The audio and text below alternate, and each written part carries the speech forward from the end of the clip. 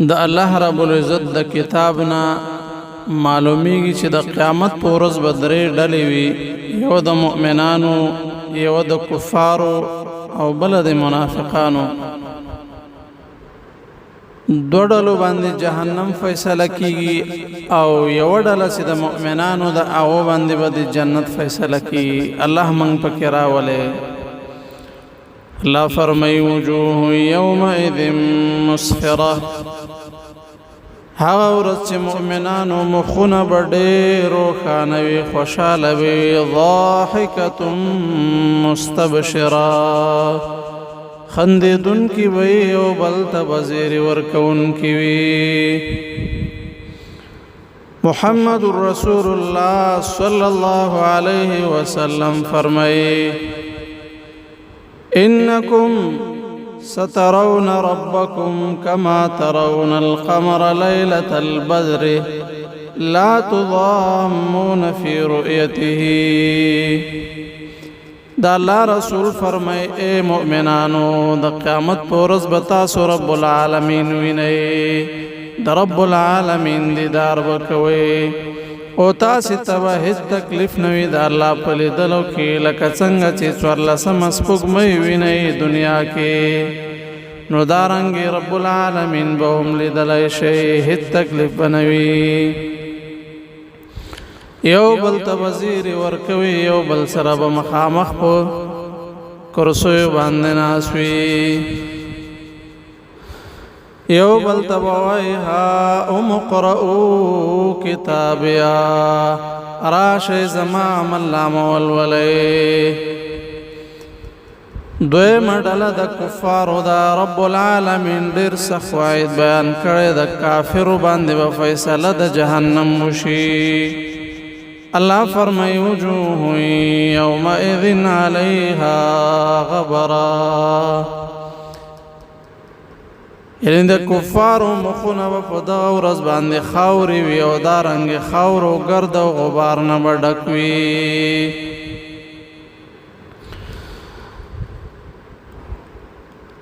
اذا رأيتهم من مكان بعيد سمعوا لها تغيظا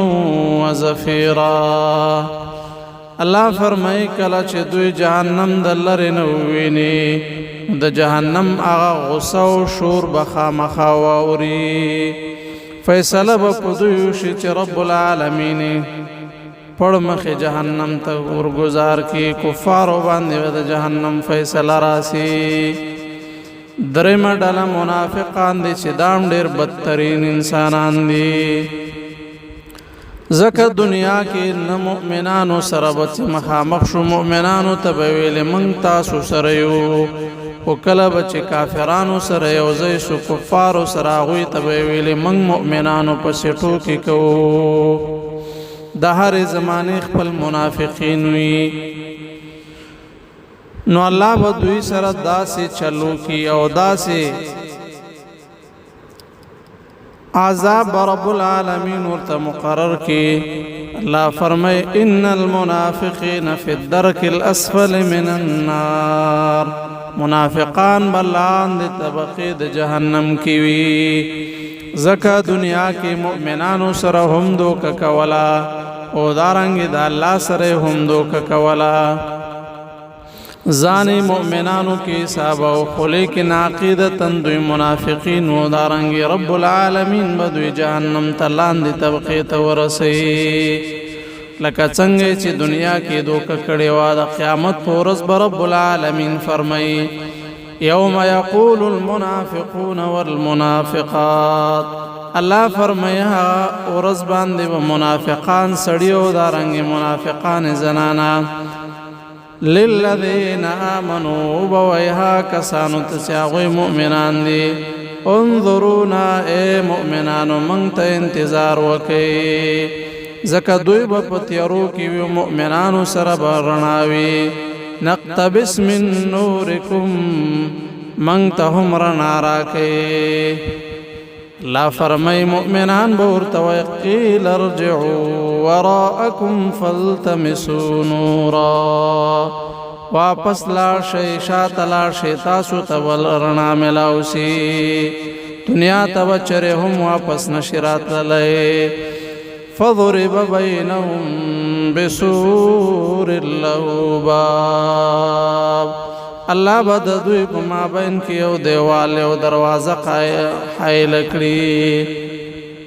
مؤمنان به جنت ته داخل سی او کفار به اسفل السافلین لاندې طبقه د جهنم تلاړ شي او منافقان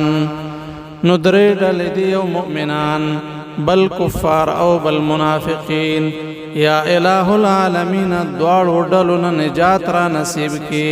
اغه ډله کې مراول چې رب العالمین ورته وای د قیامت په ورځ به د دوی مخونه د خوشالیانو نه ډکوي وجوه یومئذ مسفرا روښانه مخونه او خوشاله مخونه وي الله دې موږ ته نصیب کړي اللهم اجعلنا من عبادك المؤمنين الصادقين